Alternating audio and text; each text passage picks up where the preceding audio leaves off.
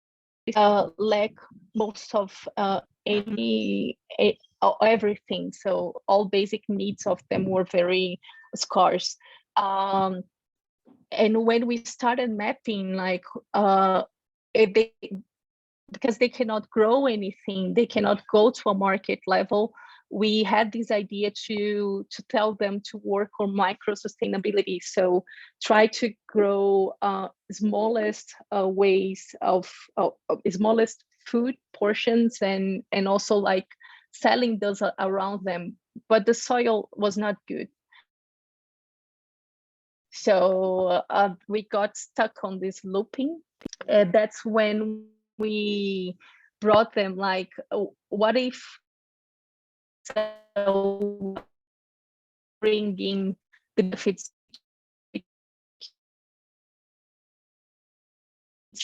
and when we talk about like accessing those benefits, we are talking about like accessing everything they need to live.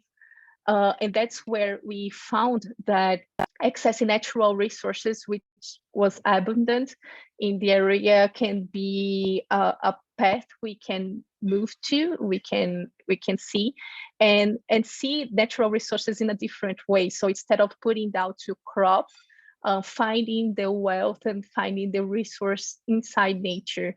So the more nature, the better. So they start conservation, the field, they start to conservation the forest.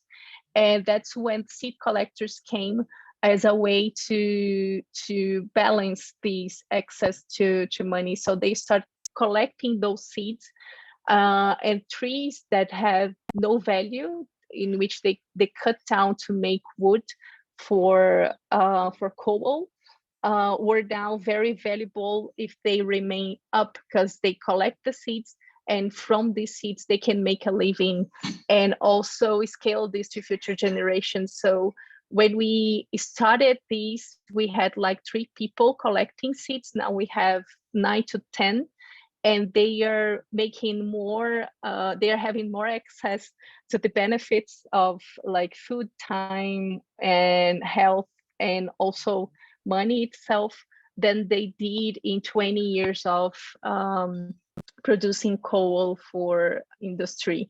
So that's like a reframing of accessing those benefits and going away from money itself, like maybe making money a consequence. So that's it, like both addressing, it was not exactly specifically on the poverty of sustainability, those projects, but they addressed this topic. It was something important for us, so that's why I brought these cases, so we can have a reflection and discussion on this. And in the second one, on how poverty was something important for us to create innovation in a different level, to not try to copy what already exists, but to try to make it in a different levels and with intelligence that come from local nature. So yeah, here I will stop sharing my screen. Hopefully my internet helped us to make it to the end. Thank you. Thanks, Carol. That's great.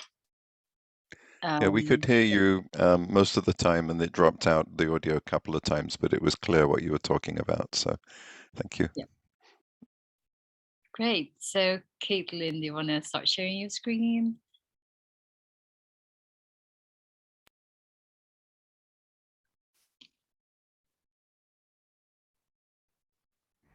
Right. So first of all, Carol, huge thanks for that. That was really illuminating, and I just love hearing about the projects that you're working on. They're really amazing. So I will share my screen now. Can you all see that? Yes, looking good. Okay, cool. Amazing. So when I was first asked to do this session, I thought that it was a session that was about sustainability more generally, and I was so excited because where I work at Creative Informatics, we work on a lot of programs that help to think about how the creative industries can really drive forward new sustainable outcomes economically. And then it was the role of poverty and sustainability, and I went, oh no! But I think that there are still some things that we can talk about there. So first I'll tell you a little bit about what creative informatics is and what it does. So creative informatics is a program that's based at the University of Edinburgh. Despite the accent, of course, I'm not from there originally, but I live there now, and it's a really great place. And what we do is we try to help the creative industries, which is a specific set of 9 sectors that the Department for Culture, Media and Sport in the UK has defined. And that includes everything that you might think of in terms of the arts, but it also includes design, it includes marketing, it includes software development, and a range of different things. So what we trying to do is to assist skills development through funding different startups, through building community, and helping them through challenges that they face. So if you are like a larger organization and like a museum or something like that, and you think, oh, actually, I could really use some help with data, we also pair them up with data scientists and computer scientists to help them with the challenges that they face. And then we support emerging leaders in the community. So we specifically work in the microcosm of Scotland, but actually this program is part of one of 9 creative clusters around the UK that are all working towards the same thing. We're trying to help the creative industries become more data-driven and more broadly to help the economy become a more exciting place to work through the creative industries, but also just generally improving the economy as a whole. You know, the idea being that the creative industries drive innovation in other sectors. So that's who we are. We've done a lot of things. Many of them involve money. So one of the things that we do, we have money that was committed. We then invest that in businesses. And what I really like is that for every pound of money that we've put in from the funders that we have, 1.8 pounds of economic value has been generated on top of that. So actually you can see that, you know, the effect that we're having is working. And as I said, we do a lot of projects that are specifically about sustainability. So one of these that I can talk about is a project that was for Sustainable Fashion Scotland. And this was exhibited at COP26, and we helped to fund some of this. And it was looking at waste generation and where that comes from when you're thinking about the fashion industry. So you can see these kind of like little bars that tell you, you know, where is the waste coming from? Not hugely in design, raw materials, not so much, a little bit in the distribution process. And then actually what happens is a lot of clothing that gets manufactured just gets thrown away and never even gets worn, which is hugely problematic for various reasons. So then another example of the way that we think about sustainability might be using the arts to help communicate scientific outcomes for sustainability projects. So in this case, we're looking at some orchestral musicians who were given some data by some climate scientists, specifically who had data on the melting ice caps. And they wanted to translate that data into something that would be more tangible and accessible so that people viscerally felt what it was like to mean that the ice caps were melting. And so that was what the Ocean Arctic group did. They developed some music that was around that theme. You can go and listen to it. It's on a website by the principal artist and composer for this, Michael Begg. And, you know, this is a way where, you know, we help the creative industry become more data-driven, but it's also works the other way around. You have this situation where the creative industries are helping those data-driven industries become more effective communicators about things. And then, you know, this, I think, a little bit more directly addresses the theme. So one of the programs that we fund, because as well as directly kind of funding economic projects, we also do what you might consider pure academic research on different things. And I think really the role of research and R&D, you know, especially in an academic context, is to take the kinds of risks that you can't take in other kinds of economic contexts or other kinds of societal contexts.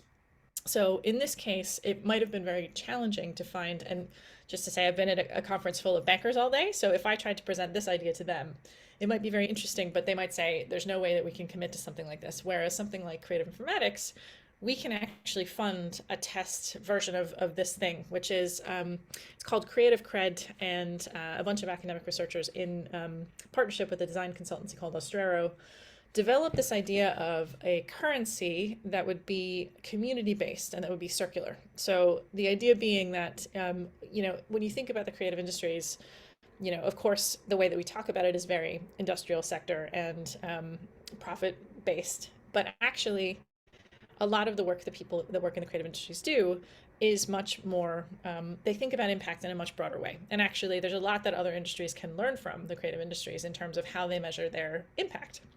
And in this case, they were trying to come up with a way to say, how could we develop a mechanism for passing value around the creative community more effectively. So could we have our own creative credits, our own creative currency? And so that would mean that not only are you looking at, I give you some materials or I give you some of my time, but I also volunteer things in the community. So when I say I give you my time, normally I would pay you for skilled labor that you produce. That's a fairly kind of common economic transaction.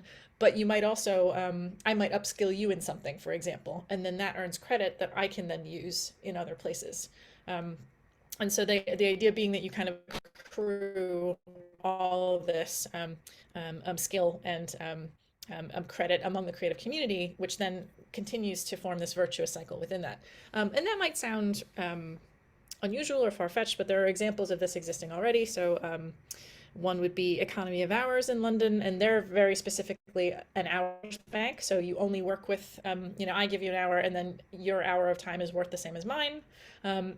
Excuse me, I've forgotten the name of the village in Wales that does this, but they also have a kind of a local currency that's designed to go back into the local community. And I want to say, where is it?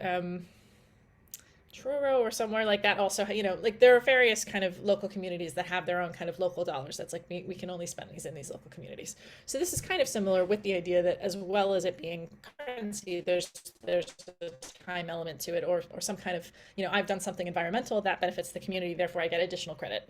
So that was the idea there. And we also look at other types of impacts. So this map, I know might be quite confusing. It's a very early version of a map that we're looking at to measure the index of multiple deprivation in the UK, which is a way of understanding who's getting access to the benefits of society that Carol was talking about earlier, and who's not getting access to that. And in this case, we're mapping the index of multiple deprivation in Edinburgh, where the project is headquartered, with the projects that we have either funded or not funded or applied for things.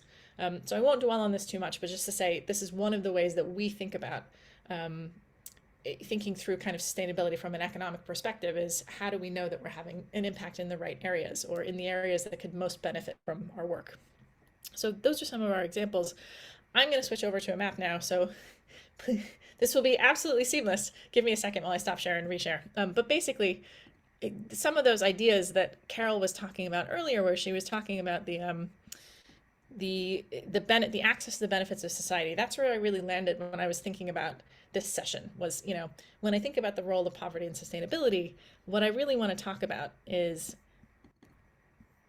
and I'm hoping you can all now see my screen.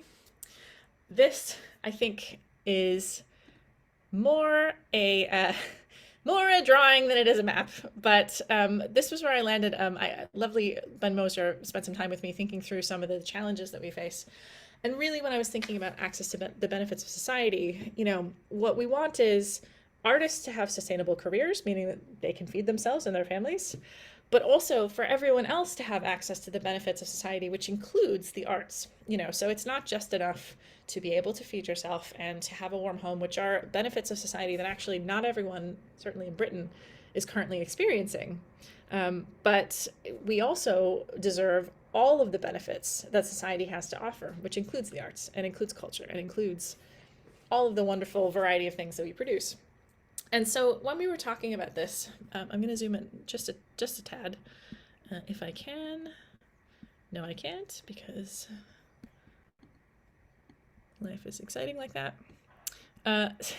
So you can see that we've got, there we go. All right. So when we were starting to talk about this, one of the questions that we had was, when you think classically about a Wardley map, it's a space for examining competitive challenges, that being the nature of strategy. However, when you're trying to examine things that are not necessarily happening in a competitive framework, and Simon would probably argue that everything happens in a competitive framework, and that's not such a thing that exists. The thing that we landed on was actually what you want is for there to be this virtuous cycle where everyone has access to the benefits of society that we've been talking about, but you have this potential for things to be a downward spiral where art doesn't pay, so then there are no artists to make the art that everyone else should be benefiting from. And so then the entire world really suffers from that because you have a less creative environment that you're living in. So you have access to the fewer of the benefits of society because those benefits aren't there, they're not being created. So that's something that we don't want to happen, but what we do want to happen is for art to be available to everyone. And in fact, one of my favorite quotes is from the Bread and Puppet Theater's Why Cheap Art Manifesto. And what it says is, art needs to be everywhere because it is the inside of the world, which I feel is, on the one hand, I work for a program that is trying to enable people to become more sustainably employable in the arts. And on the other hand, you also have the situation where you want everyone to have access to the arts and for money not to be a barrier to that, to be a thing. So where we really landed was you have these kinds of potential idea of artists as kind of users of the benefits of society, but also very much the producers of the benefits of society. And so when I think about there being these optimal, and I love that you're all joining here and coming to have a look at this this drawing that is slowly moving towards becoming a map.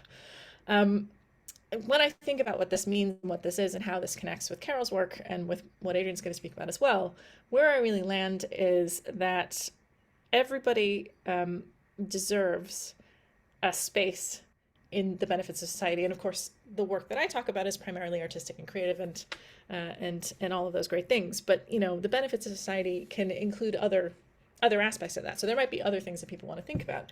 But when I think about something like sports, for example, you have a situation where there's a very well-established career path for a lot of people who work in entertainment sports.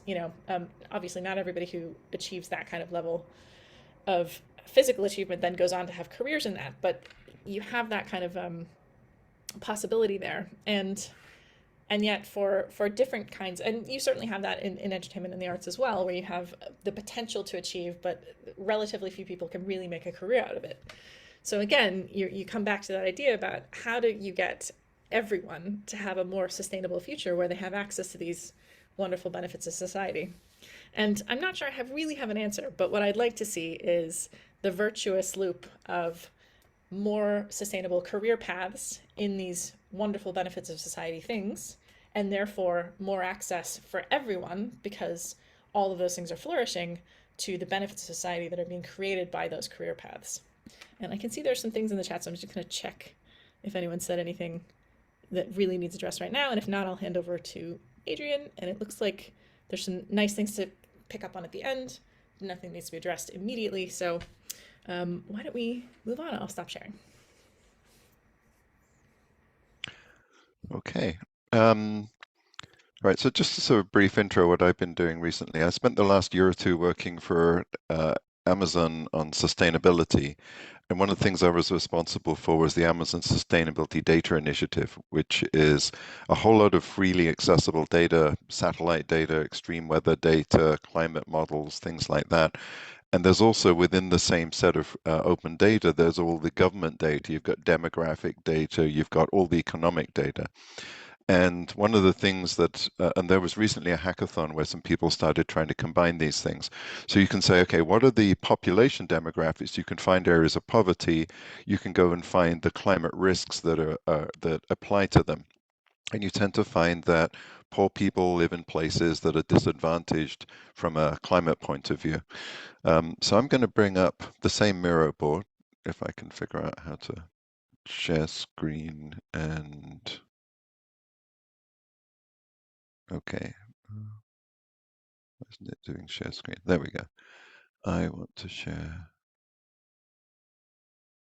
Where's my? There we go. Okay, can you see that? All right, this is a bit further down in the same Miro. So one of the things I really want to talk about a couple of things which I got out of some books, a book I read and some podcasts I read. So there's a book that came out fairly recently called Disasterology by Dr. Samantha Montano. She also has a monthly email list, and she's extremely clear about all the things that are wrong. This is basically about the US. She's an academic. She teaches basically emergency and disaster management. The book has several sections in it, but there's an entire chapter or section on disaster justice. And the point here really is that and there's a chapter on climate change and the interaction of the two. So I'm going to go over here. I tried to map this. So one of the things people care about is they need somewhere to live, right? And if you're poor, then you live somewhere really cheap, and you either own a place that is so low value you can barely sell it or keep it going, if you think about sort of a shack in a swamp sort of thing, or you end up paying rent, but you're paying rent to somebody that's also poor. And a couple of things here is that because these are low value areas, people tend to get away out of them whenever they can. So you get depopulation, and that sort of creates a vicious circle of poor schools and local services because there are just fewer and fewer people living in these places. The people that would generate economic activity, particularly the young people, tend to leave, and what you get left behind is the people that can't afford to go anywhere else. So you get a sort of a hollowing out of a community. And they're in a disadvantaged location. And the reasons these are disadvantaged is, if you're central cities, there's sort of urban decay areas where you're just living in places that have just been abandoned. There's a lot of people living in floodplains, particularly around the coast. And you get sort of people, when people route a freeway through a city, they go through the poor areas, and they don't check out all of the poor area. You end up living like right by the side of a freeway, so you've got the noise and the pollution of trucks and cars going by all the time. So that's what I mean by near roads. And this is basically, think of this as planning blight, like the planning offices and the people that decide where you're going to do things and where you're going to invest and what's going to be allowed. And you get a lot of discriminatory policies. There's a lot of, really almost explicitly racist policies in some parts of the US, but people tend to discriminate against the people that are poor, that don't have a voice, and they, and the rich people in the good neighborhoods, they don't run freeways through them because those people have leverage and ability to organize. So there's a lack of voice there. So then this also goes into basically lobbying, and the ability to lobby comes from money and corruption. And then there's a whole lot of that that's fed by the fossil fuel industry, putting chemical plants, plastic plants, fossil fuel plants, and pipelines through poor areas, that increasing the poverty. They aren't really generating local jobs for the poor people there, even if the county or whatever gets some tax revenue, it tends to not go to the right people. So again, the disadvantaged location is because of pollution and industry being sited there. And then, so those have been around for a long time. These are very old problems, right? What we're seeing now, though, is, again, due to fossil fuels and things, we're seeing climate change driving some new problems, particularly more extreme weather and sea level rise. So you've got an area which was, it wasn't a great area, but it was survivable for a long time. And now the sea level's gone up a foot already, and it's going to go up another few feet, and you're going to flood out. The local rivers are going to get more extreme rain, flooding them through. And just all of the different things. High temperatures you get. So we've seen this summer in various places just temperatures higher than there ever been, and you don't tend to have air conditioning, and it's very hot at night, and people aren't in a fit. Even if they do have jobs, they're not a fit state to work.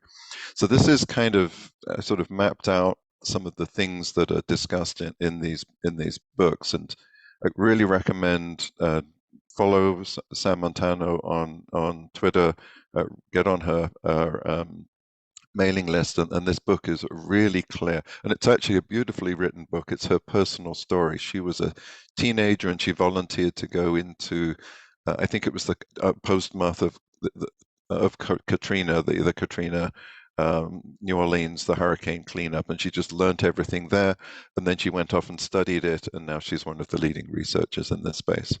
So really cool stuff.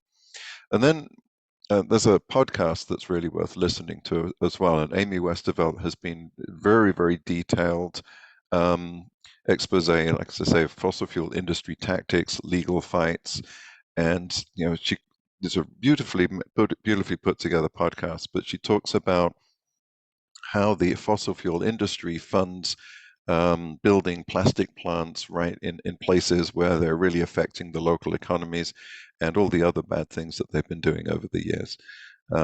So that's kind of what I know about poverty and climate injustice in particular comes from reading these two. So if we take this map and say, well, what are we going to do about this? with renewables and things like that. What could we do? Right. So some of the things that can be done here is like we've got this disadvantaged location. There's really two things that are happening. Like if you are in an area that sea level rise is going to take you out eventually, we're seeing really forced migrations. We're seeing entire villages, towns being shut down, and a new town being created somewhere inland. And hopefully with enough, a better position around it. But as sort of Carol, I think, was mentioning, it sounded like there was a forced migration there, but they were being migrated to an area that had land that wasn't suitable for growing anything on, because all the good land's taken. So this is like the Indians. I'm wearing a Mesa Verde shirt today. It's an American national park, and the Indians that populated the U.S. were forced to reservations with bad land, and they couldn't continue their way of life. So we're seeing this over the years, but still, you've got to do something if sea level is going to take out an area. You've got to basically declare all of this area uninhabitable and do something. So hopefully you can do something good there. But if it's a defensible area, maybe it's just got a river going by and you can build a seawall or something like that. Or if if you've got super high temperatures being a problem, maybe there's insulation, there's ways of funding solar and heat pumps so people are more self-contained and they can keep themselves cool. And then for the affordable rental, I think municipal housing has been in fashion decades ago, and it sort of went out of fashion. But we're starting to see in some parts of the world more low-cost housing supported by explicit municipal policies to make sure that there are actually workers that can afford to live in areas. Particularly in Hawaii, this is a problem. The locals can't afford to live in Hawaii because all the people from the rest of the U.S. are buying houses there and pushing the prices up. I'm guilty of that myself. Anyway,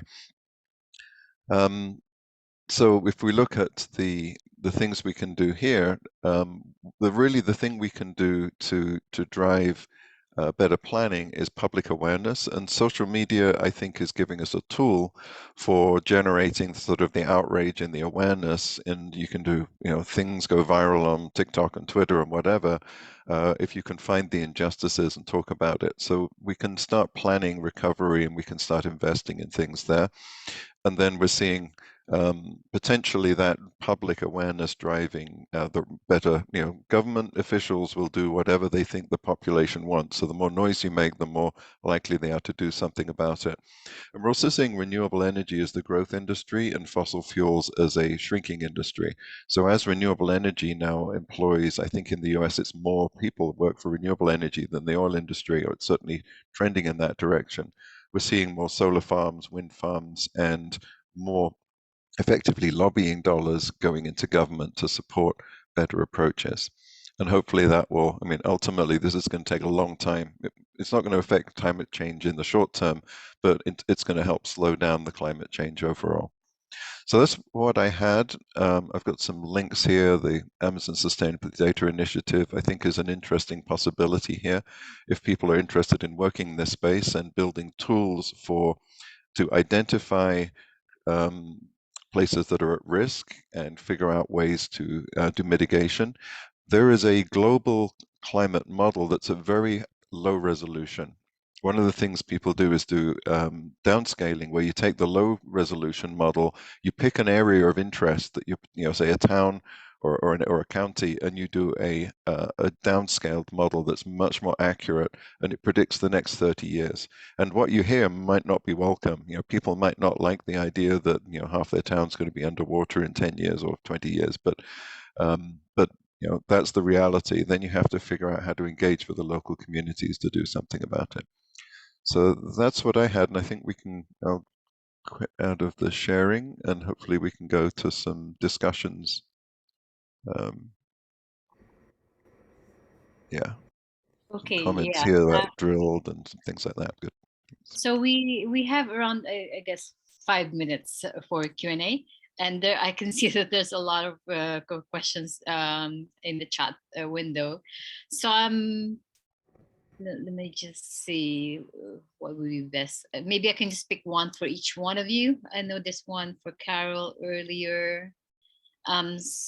So it's from Simon actually. So Carol, in the UK, heavy industrialization of farming has enabled high profitability per hectare, large farms, less labor. But as a result, has weakened food productivity through damage to the microbiological structure of soil and our dependency on synthetic fertilizers. We've also increased risks due to more monoculture. We've impoverished farm labor, farming culture, soil and food productivity in favor of industrialization and higher profitability. Any suggestions on how we change this? Wish I could have better answers for that. I think it's a very big problem all around the globe. The same happens here in Brazil very, very often. But what we found out and did some little mapping on that is that the more we reinforce diversity of seeds and the more we reduce GMO and fertilizers, the more we weakness the monoculture process. So the diversity of seed guarantee us that there is no like better seed for the process, but like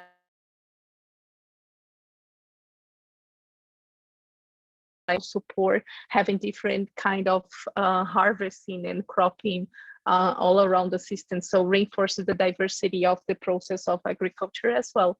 So this one like help leverage the technology and stop using fertilizers also support weakening the process of monoculture because it has to go to diversity of seeds to make it work. So we create like a reinforcing loop on that. So that's the findings we have. And of course, the convincement of those big ones that they should go into this in the long term. So yeah, that's my guess. Yeah. Thanks, Carol. There's a question here from Erin. She said, can we trust capital to solve these problems without it having to rely on poverty, labor without adequate compensation? I guess that's a general question for everyone. I can kick us off, and I think the answer is no. But I do think that there is a role that, I mean, maybe I'm just being, totally drinking the Kool-Aid from the banking conference I was just at. But I do think that there is a role that that people who think in economic terms have to play, because what they're really talking about is value. And we might disagree with a lot of the ways that economists and bankers characterize what value is, and think that they're missing a huge chunk of the pieces of how to understand what value is. But only by I think injecting ourselves into those conversations can we actually redress some of those imbalances in terms of how value is distributed, right?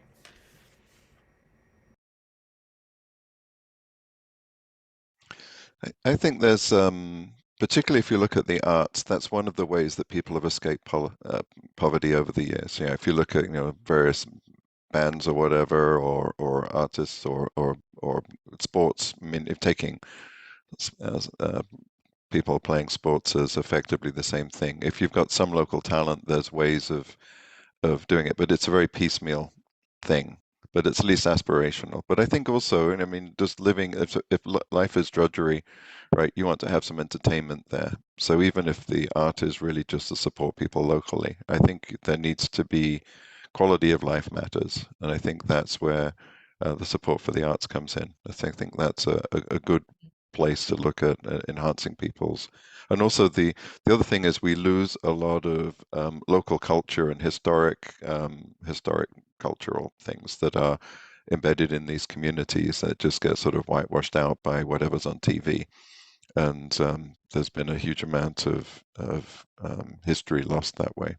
So I think it's good to encourage whatever the local music and styles and things like that.